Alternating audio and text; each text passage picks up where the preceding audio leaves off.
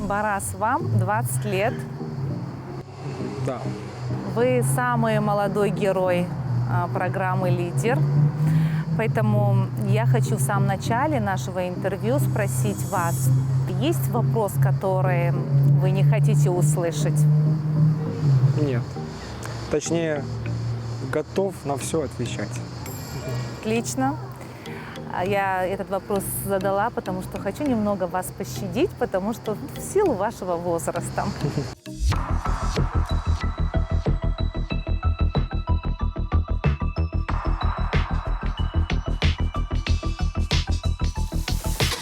Начнем, наверное, сначала. Ваши предки попали в махаджирство. Вы родились в Абхазии или в Турции? Я родился в Турции.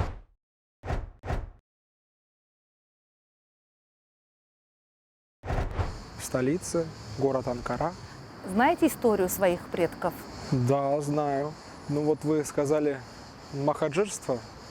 Ну, как по мне, это слово не полностью соответствует тем событиям, так как это слово имеет некую религиозную окраску. Имеется в виду, что когда не мусульмане, в силу того, что в стране, допустим, ситуация не позволяет им жить комфортно по-мусульмански, и их вынуждают как бы уехать в другую страну. Но в нашем случае, кажется, ситуация была иначе. Это как итог Кавказской войны. Наши предки, как по мне, были обмануты и таким образом попали в Турцию. И не только в Турцию, кстати, и в Сирию. И вот мой род практически в полном, получается, составе оказались на чужбине. Это в том числе кучбовцы были и в Батуми.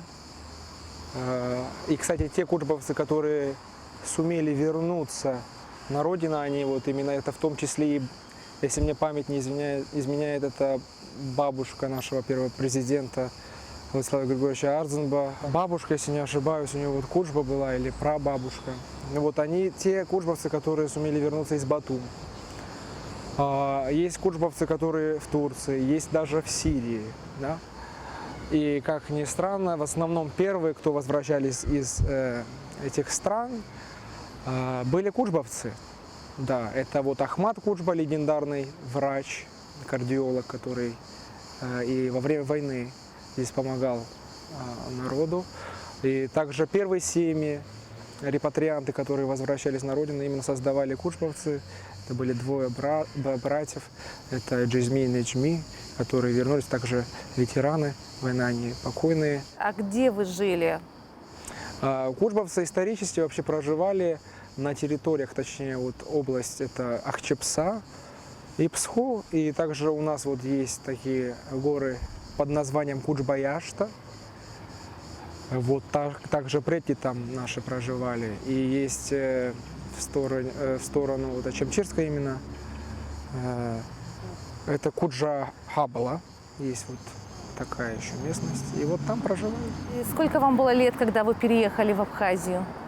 Мне было 7 лет, полных 7. Что вы помните?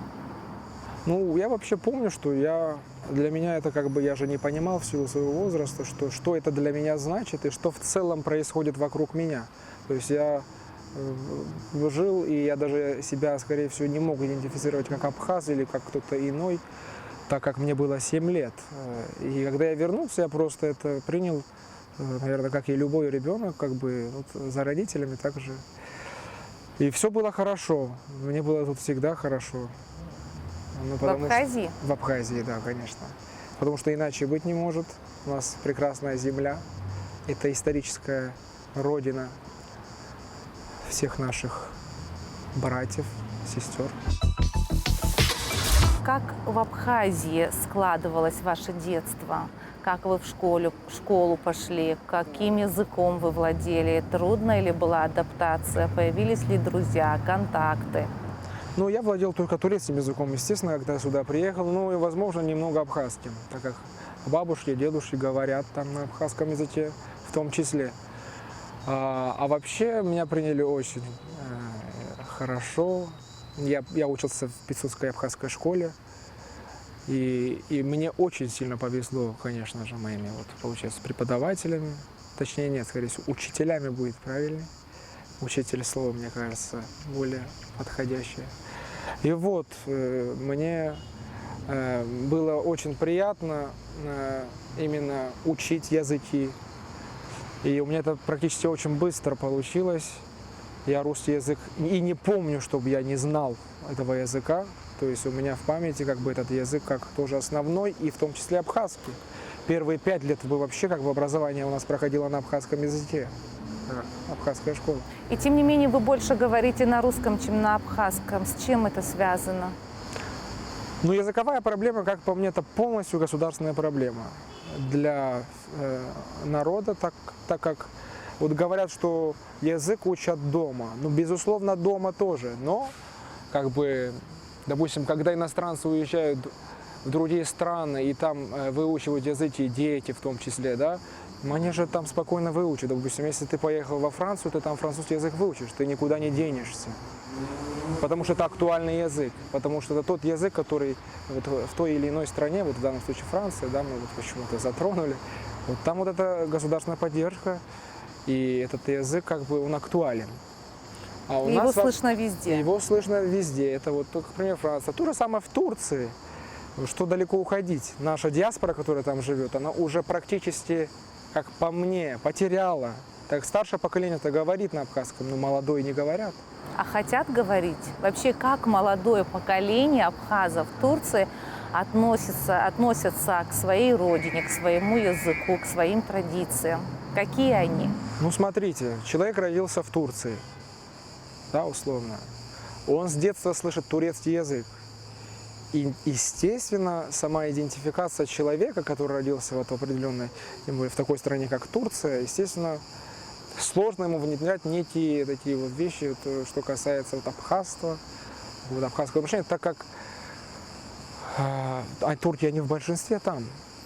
И язык – это важный фактор вообще в целом в плане культуры и самосознания человека. Отличается турецкая, абхазская молодежь в Турции от абхазской молодежи в Абхазии? Конечно, сильно отличается. Как если просто сказать, то, скорее всего, наша молодежь здесь обрусевшая, да, так как мы на русском языке говорим.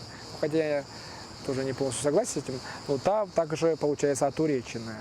В отличие только в языке или вот в поведении, в сознании? Ну, естественно, в поведении. У каждой страны есть своя, как говорится, микроклимат, да, вот общение, фольклор. И, естественно, они под влиянием и турецкой культуры, и в какой-то глобальной, скорее всего, культуры. Как-то я была в Турции, попала на абхазскую свадьбу в Турции. Застолье было такое скромное, в основном танцевали, пели абхазские старинные танцы, и не было алкоголя.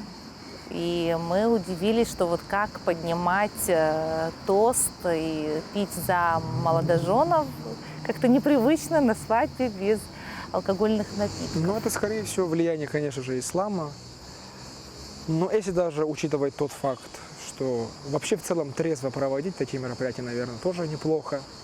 Весело будет трезво. Ну и пример же в Турции, там люди очень даже неплохо веселятся, танцуют вот абхазские танцы, гулаба, это что, да, называют. Ну, в нашем случае, мне кажется, мы немного злоупотребляем алкоголем, потому что складывается такое впечатление, что мы как бы на свадьбах вроде бы молимся, да, когда пьем. Но на самом деле, в первую очередь, мне кажется, мы пьем. К сожалению. А молодое поколение пьет?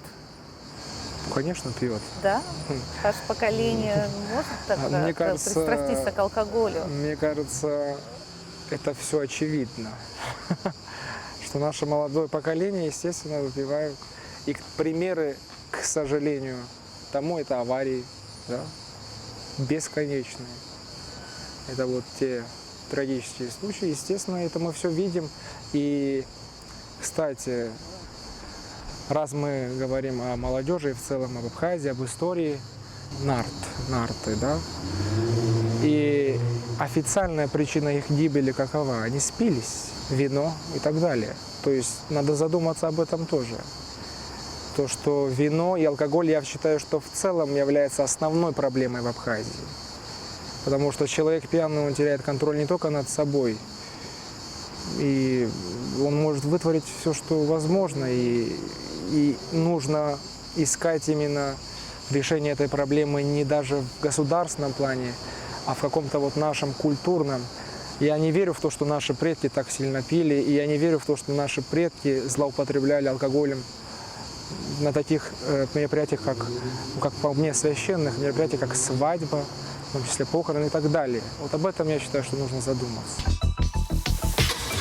Вернемся к вашему детству в Абхазии. Вы считали себя здесь своим Конечно. в среде? Да. Не было никаких обид, что могли бы назвать, например, турков? Потому что я знаю, у меня есть знакомые, которые очень сильно обижаются, если кто-то их называет так. Ну, во-первых, обижаться зачем? Это же на самом деле зависит от человека, от его сознания.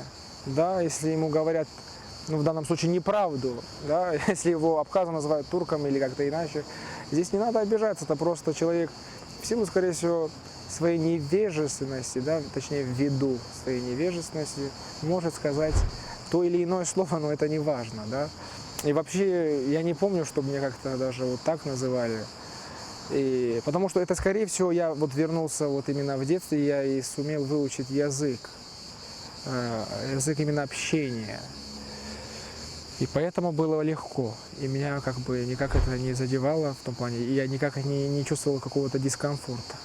Не было такого. Как ты пришел к музыке? Кто тебе прививал вкус к музыке? Это наверняка началось с детства? Да.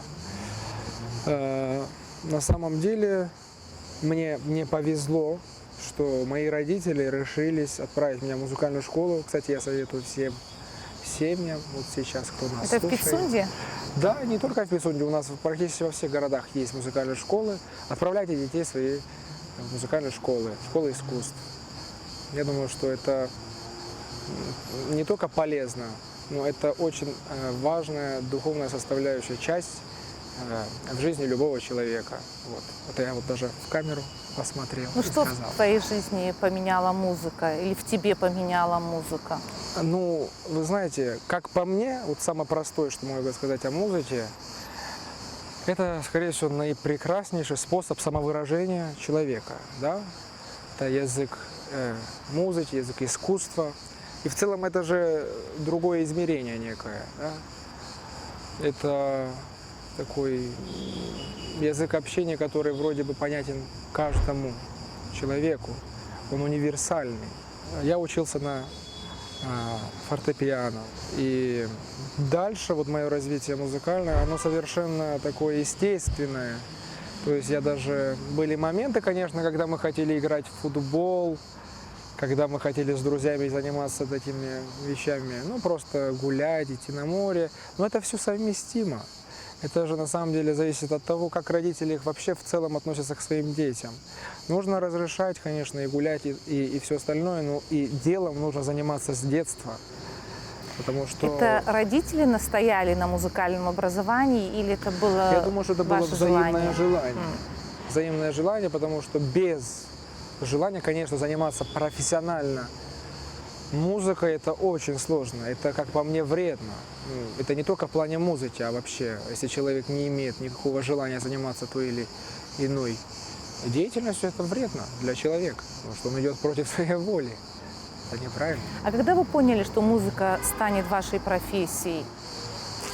Но когда я уже был более в сознательном возрасте, когда встречались такие люди, вот как Нинель Борисовна Бжания, которая меня также с детства поддерживает. Я у нее учился тоже в училище. Такие люди, как Надар Викторович Чанба, который меня направил вот, на дирижерское ремесло. Поэтому такие люди, естественно, на меня повлияли.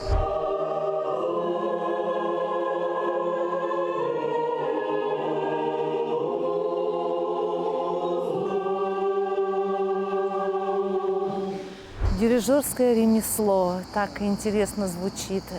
Среди вашего поколения эта профессия популярна? Ну, как по мне, чтобы хотеть стать дирижером, ну, минимум как нужно владеть каким-либо инструментом и минимум как нужно иметь какими-то, владеть профессиональными навыками, да. Поэтому, когда я уже был в училище, когда мне уже Надар Викторович рассказал и объяснил, что это такое, когда мне предложили также параллельно заниматься вот дирижированием, я тогда это осознанно выбрал, потому что это, конечно, мир очень интересный, глубокий, и нет конца развитию в этом направлении. Какая черта характера присуща дирижеру? Ну, главное, наверное, это вот умение управлять, да? Это руководитель в первую очередь. А какой он должен быть? Это, наверное, он должен быть, скорее всего, для дирижера он должен быть харизматичным, да? Он должен быть, скорее всего, бескомпромиссным. Это очень важно. Не должно быть фальши, да, как говорится. Все это есть в вас? Я же учусь на дирижера. То есть дирижерами же, скорее всего, не рождаются. И поэтому, конечно, какие-то качества нужно в себе развивать до конца жизни. А возможно, ты никогда не будешь ими владеть, сколько бы ты их ни развивал. Некоторые качества это врожденные, а некоторые их можно приобрести. И вот, я думаю, что в моем случае, ну, я учусь. На каком курсе? Я перешел на 4-й курс, уже мало осталось времени. Вы учитесь в Москве. Да, в Москве, Московской государственной консерватории имени Петра Ильича Чайковского. Это, я считаю, что в моей жизни это, наверное, очень важное время вот сейчас, нынешнее, так как это, наверное, мои лучшие годы в жизни проходят в стенах той самой славной консерватории, где учился сам Рахманинов, да, Рихтер, Светланов, Хачатурян, Скрябин, ну там список он очень длинный. И, конечно же, это очень радостно находиться там, в этих стенах. Это общение с музыкантами, с моими коллегами, студентами, друзьями. Это очень важно. Ведь, как у нас говорят, у нас в самой консерватории есть еще одна консерватория. Это наши концертные залы, куда мы, в принципе, можем зайти без билетов. То есть не надо покупать. А вот предъявил студенческий билет и прошел, и слушаешь музыкантов. Есть разные стили, музыка разные эпохи. И это замечательно. И мы видим, как артисты, уже состоявшиеся на этих сценах, творят, да, занимаются вот творчеством, музицируют. И мы там учимся именно этому вот живой музыке. Да. Студенты консерватории отличаются от студентов других вузов? И вообще атмосфера в вузе другая? Ну, я, наверное, скорее всего, вам задам на встречный вопрос. Вот отличаются ли музыканты от дипломатов? Отличаются ли вот музыканты от, не знаю, инженеров? Естественно, отличаются. У нас свой микроклимат, наверное, как и в любом вузе. Ну, так как у нас в основном творческие люди, естественно, жизнь интересная. Ну, просто я представила у себя в голове, если это, например, журналисты, студенты, то вижу суету, какие-то разговоры, может быть, какую-то вот, все такие шустрые, все что-то обсуждают громко, все эмоциональные. А вот представлю картину, как это может быть в консерватории. Люди одухотворенные, умиротворенные, говорят о высоком искусстве. Что-то такое. Я просто попыталась представить атмосферу вашего вуза, вы где учитесь. Вы, по крайней мере, так увлеченно об этом рассказываете. Да. Ну, во-первых, нужно понять, что вот каждый студент – это личность у нас в консерватории. И личности, они, конечно, совершенно разные. Есть и такие шустрые, есть совершенно разные люди. И у нас же есть еще разные направления музыки. У нас есть, допустим, вот я учусь на дирижера. Кто-то учится вообще играть на гобое, да? Кто-то на скрипке. И есть разные вообще кафедры, есть теоретики, которые тоже совершенно отличаются как бы своим, скорее всего, вот, именно состоянием от других музыкантов. конечно, это, безусловно, тоже верно вы подметили. У вас на курсе есть девушки? Конечно. Ну, у нас, во-первых, вот, получается, дирижерский факультет, там две кафедры есть. Хоровая кафедра, кафедра хорового дирижирования, есть и оперно-симфоническая. На оперно-симфонической вот у меня на курсе учатся девочки, конечно. Отличаются дирижеры девушки, женщины от дирижера мужчины? Ну, конечно. Нет. Да или нет? Конечно, отличаются. Чем? Ну, как вам сказать? Во-первых, каждый дирижер отличается от друг друга, но тем более тут разные начала есть, как бы мужское и женское, да, начало. И поэтому, ну, я думаю, что и женщины также хорошо учатся, как и мужчины у нас.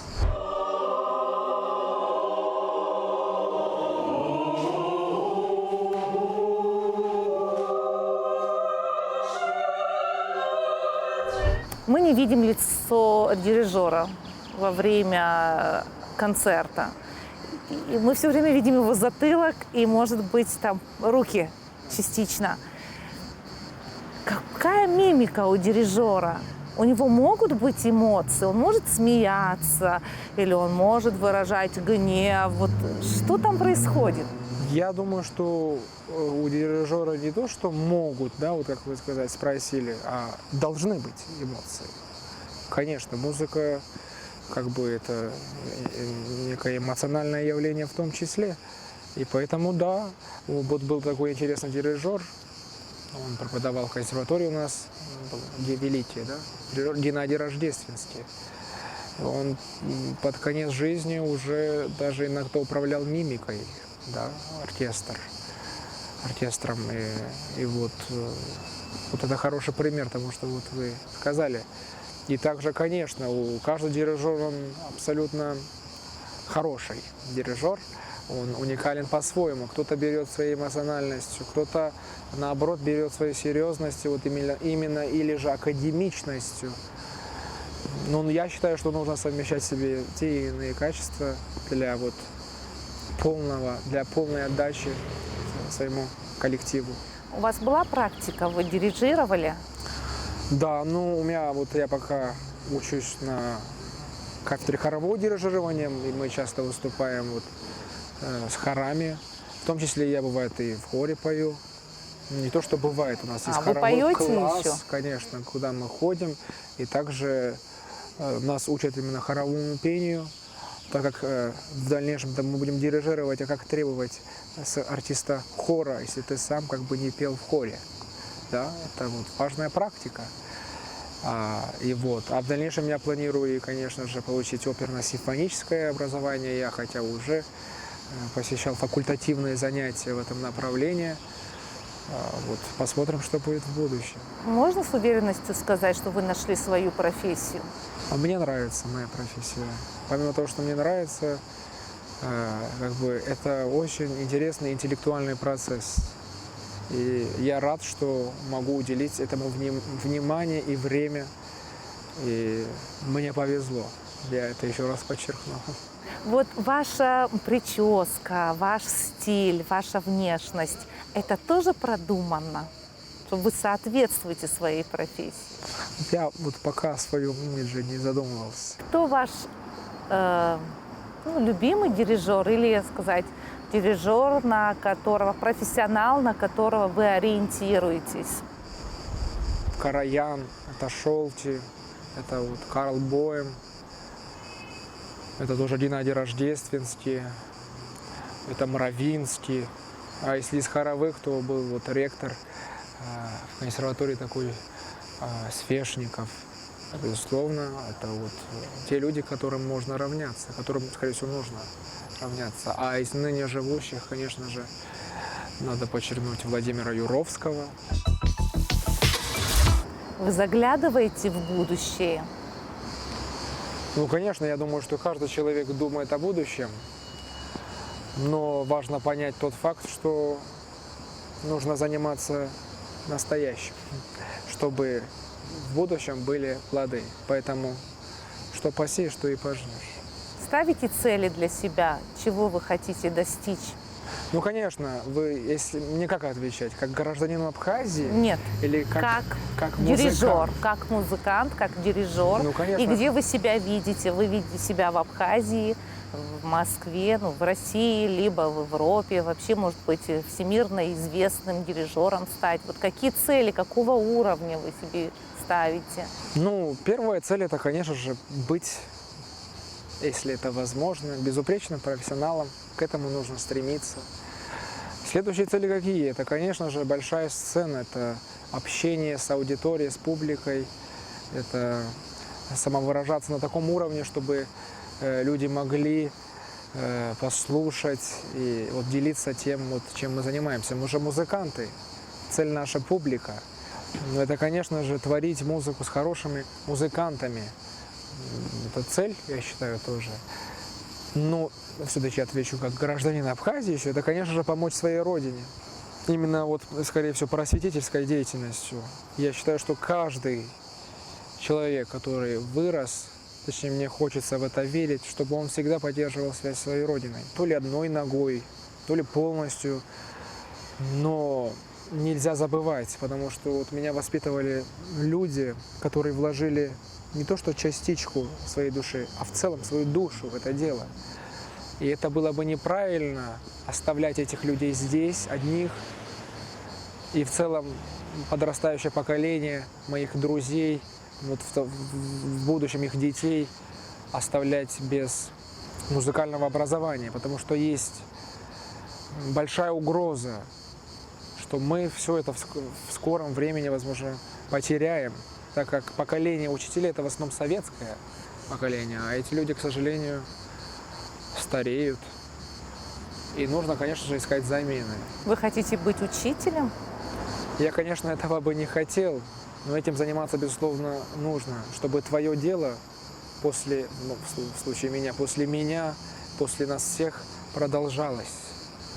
Я, по крайней мере, хочу, чтобы наша страна в плане культуры, в плане искусства, а у нас есть талант, у наших детей есть талант заниматься этим. И думаю, об этом нужно думать, а не только думать, а пора уже даже и помогать. А как же слава?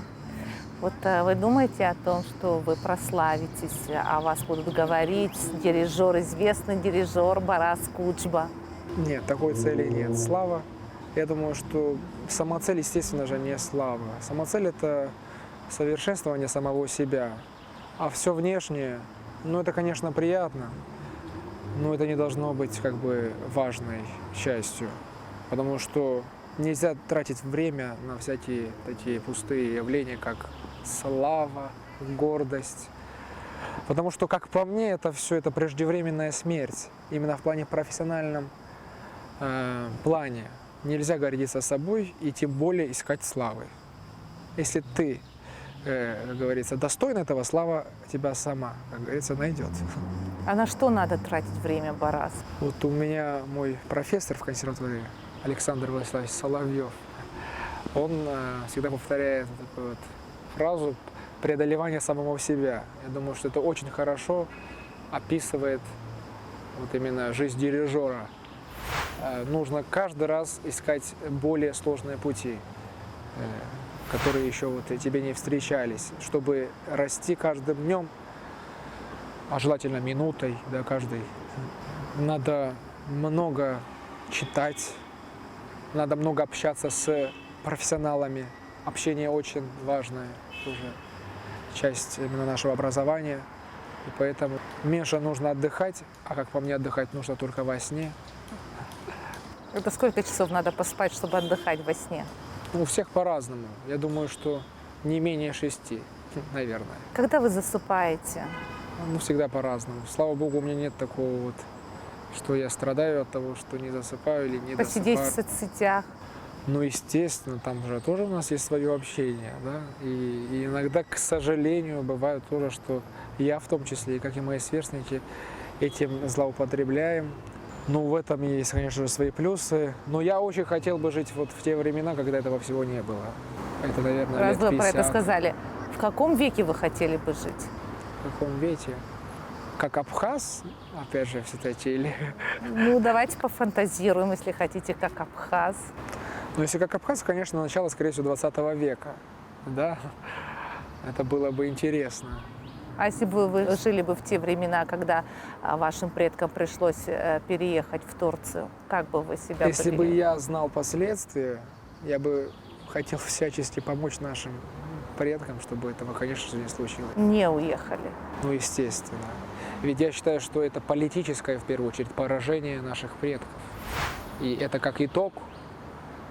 Видимо, в свое время не было нужных дипломатов и людей, которые могли бы предотвратить эту трагедию. Поэтому, если бы я жил в те времена, если я мог бы попасть, я бы очень сильно хотел бы помочь.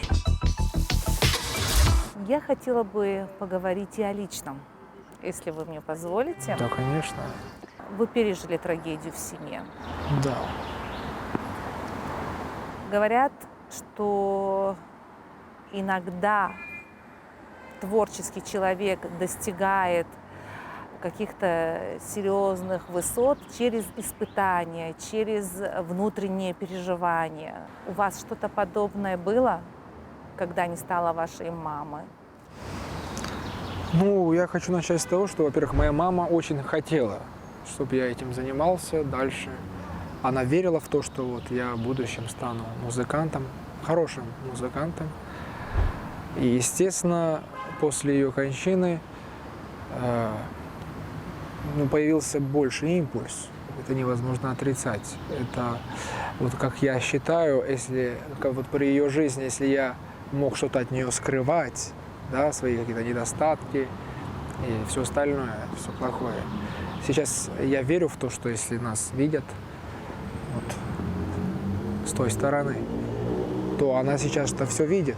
И поэтому нужно следить за собой, нужно больше заниматься делом, нужно творить добро, безусловно. И, конечно, мне было 17 лет, и это произошло сразу вот неожиданно, одним днем.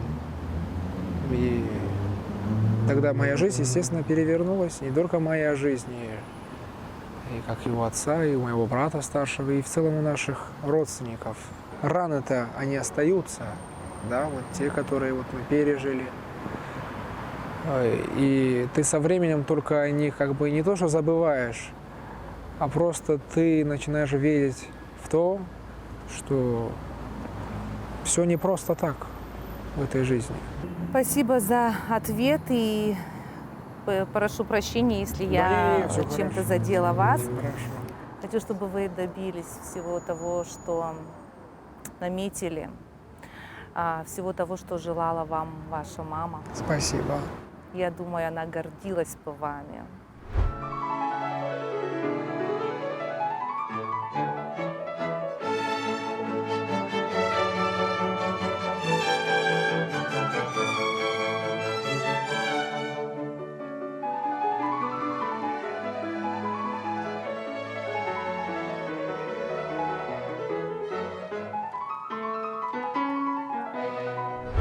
У вас наверняка есть друзья. Естественно. О чем вы с ними говорите? Как вы выбираете себе друзей? Это тоже люди, которые любят качественную музыку? Или среди ваших друзей может быть какой-то обезбашенный, вообще не интересующийся музыкой человек? Ну, во-первых, скорее всего, у каждого человека есть разные категории, да, своих друзей. Есть друзья детства, от которых ты никуда не денешься, да. Все мы стали разными совершенно. В детстве мы были одними, а сейчас мы совершенно все разные. О чем вы общаетесь? О чем мы общаемся? Ну, есть разные люди, понимаете? Я с одним человеком могу общаться, допустим, об академической музыке, а с другим он мне рассказывает о каких-то машинах, о каких-то совершенно бытовых, неважных вопросах, где он считает, что это все важно. Вот сфера, которой вы вообще не интересуетесь, вот вам не интересно. Сфера, которая меня вообще не интересует, это, скорее всего, автомобили, которые часто здесь обсуждают. И вообще мне не интересно. Вам не хочется сесть в крутой автомобиль и Я на считаю, скорости что это, так конечно, прокатиться? возможно, комфортно и в целом хорошо, но это, безусловно, неинтересно. И вся наша молодежь, которая с ума к сожалению, сходит по всяким этим вот. И я называю это кусок металла. Совершенно какие-то бытовые вопросы, где они не могут найти какие-то ответы и ругаются между собой. Это очень часто происходит. Непонимание, да, в мире. И побольше нужно понимать друг друга. И я Понимать думаю, друг друга. Хорошо сказано. А как это сделать, если у людей разный характер? я считаю, что нужно заниматься просвещением, да, самосовершенствованием. А нужно читать книги, хорошие желательно. Нужно смотреть интересные фильмы.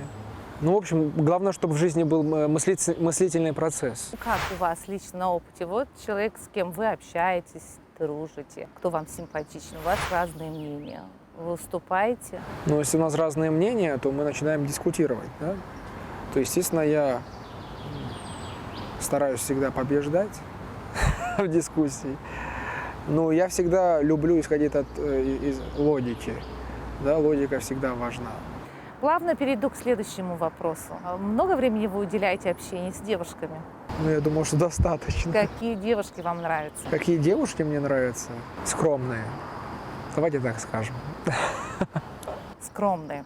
Да. Хорошо. Скромные, не скучные? Ну, их, ладно, красота тоже важна. Вот слава богу, признались. А то вот обычно говорят вот шаблонно. Главное не внешность. Не, я не считаю. Я вообще считаю, что внешность человека, как бы, он сам себе создает внешность. Поэтому человек зависит от того, как он себя преподнесет. Ведь красота в глазах смотрящего. Когда вы говорите скромность, что тут имеется в виду? Спокойный голос или там, может быть, и не короткая юбка, может быть, стиль одежды в скромность. Ну, поведение скромное, ну, не такая шустрая, может быть, откровенно не говорит свои мысли. Ну вот что еще? Вот я хочу, чтобы вы обрисовали мне характер, черты характера девушки, которая вам может понравиться. Ну вот вы знаете, если к этому подходить вот прям вот, интеллектуально, да, если выбирать, подключать свой интеллект, разум, то, конечно, какие-то критерии можно выставить. Но мы когда нравимся людям или они нам нравятся, там совершенно, мне кажется, другие причины. Там, скорее всего, химия играет свою роль, да? Поэтому я-то сказал скромность, а в итоге какие девочки мне будут нравиться в будущем, я же не знаю. Если я спрошу о том, как вы представляете семью, это будет преждевременный вопрос для вас? Или вы все-таки задумываетесь о том, какой должна быть семья? Может быть, эта семья должна быть абхазская семья, да, во взаимоотношениях? Или это должна быть просто семья, которая имеет, сохраняет в себе ценности, общечеловеческие ценности? Вопрос хороший. Вот мне 21.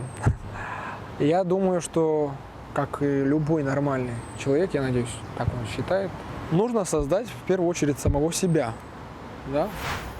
А потом, там, кто хочет семью, там, а кто хочет в дальнейшем как-то карьеру. Этому, как бы, найдется свое время. И я сейчас понимаю то, что это, конечно же, неподходящее время мне сейчас идти и жениться. И тем более, вот вы спросили, абхазская семья или какая-то другая. Но суть в чем? Я верю в то, что дело не в этнических каких-то моментах. Это же, как говорят, родственная душа должна быть какая-то. И поэтому тут вопрос, скорее всего, в совершенно других моментах, но точно не в этнических. Хотя хочется, конечно, жениться вот на девушке, которая принадлежит как бы твоей культуре. Но опять же такие, вот вы сказали, общечеловеческие ценности. Ну вот в нашем случае, вот то, что мы называем апсуара, да, хотя мы же ее как бы совершенно неправильно толкуем. Опять же, вот мы там акцент делаем на каком слове? На апсуара, как бы как абхазство, да? Но это же неправильно, как по мне. Ведь в нашем языке даже апсуа, как переводится, да? Как апсны, страна души. Упор вот именно идет на это слово, акцент, да? Душа, дух. И в целом я думаю, что вот даже само слово апсуара у нас как бы правильнее было бы, скорее сказать, апсаура. Это вот, кстати, мой учитель, Надар Викторович Чанба.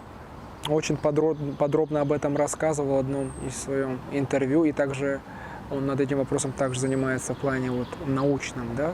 Это, если перевести дословно, апсаура, чем занимались наши предки, по его и по моему мнению, это духотворчество. Нужно заниматься созиданием души. И, естественно, нужно искать душу.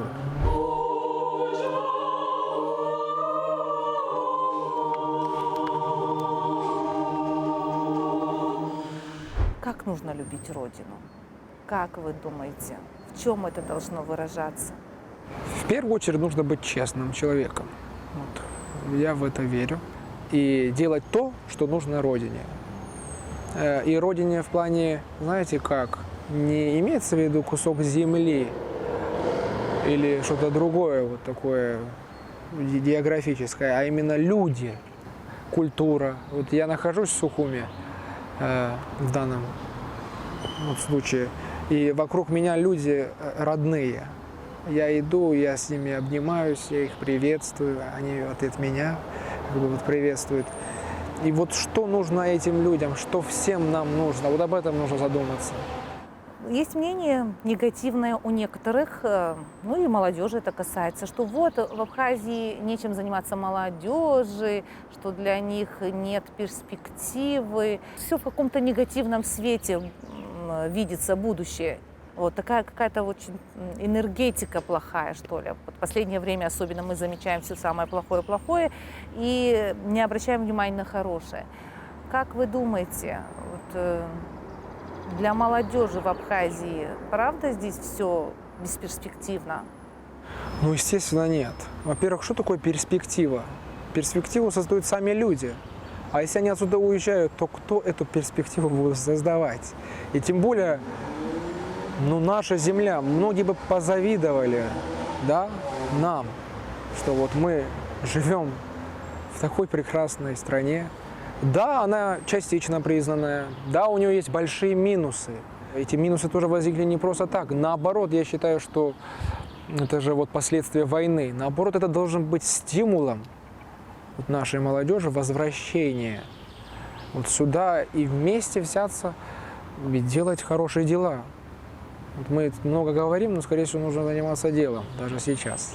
И я хотел бы сказать, что я очень хочу, чтобы в дальнейшем, вот знаете, есть такое стереотипное мышление, когда говорят об Абхазии, то представляется в худшем случае это криминал, да, или там, к сожалению, некультурные люди, да, приходят в голову, то, что вот, ну это послевоенное общество. В лучшем случае это ассоциируется как бы мандаринами, вином, ну и морем. Хотелось бы, что стереотипное мышление было в пользу, как говорится, чтобы в дальнейшем, как бы, вот когда говорили Абхазия, что вот приходило в голову это люди культуры, люди искусства, люди спорта, да. Вот нужно стремиться вот к такому, наверное. 3 пункта, за что вы любите Абхазию. Тут пунктов нет, за все. Какое произведение вы мне посоветуете держать в своем плейлисте, чтобы слушать часто? Ну, я бы Музыкальное одно произведение. не хотел бы вам, конечно же, пожелать или вот вам подсказать. Ну, во-первых, все симфонии Бетховена, да, все. Они абсолютно все красивые. Все симфонии Чайковского, все фортепианные концерты Прокофьева. И также вот я проходил в этом году по дирижированию хоровому духовный концерт Шнитке на слова Григора Нарихацы. Если будет у вас время, послушайте. И, конечно, нашу прекрасную народную музыку